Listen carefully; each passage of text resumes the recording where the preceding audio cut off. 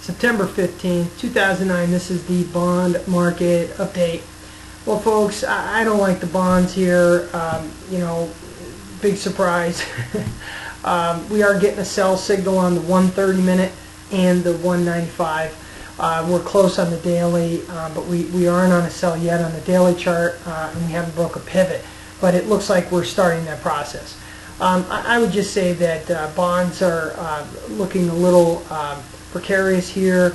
We had some news come out that Obama's putting some trade sanctions on China, and China retaliated with some of their own.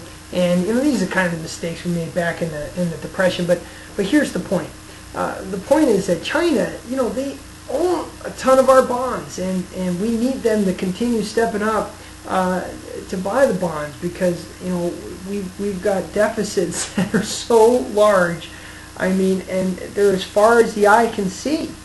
So I just think that was a big mistake on Obama's part, and it might show up in some selling of bonds and lack of buying.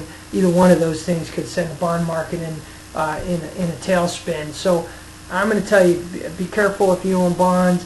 They're up quite a bit from where we made the call on the bottom there for the turn. I would just say it's time to step away from the bond market. We'll take a look at the bonds later. I think we're in a giant secular bear market in bonds. It started in November of last year.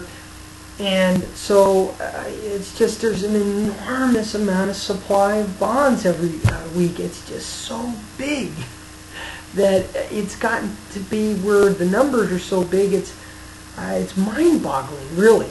And quite frankly, it's frightening.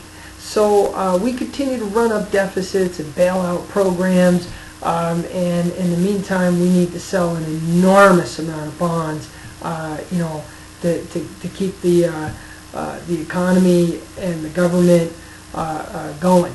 So this is it's a big deal, folks. Keep your eyes on supply and China.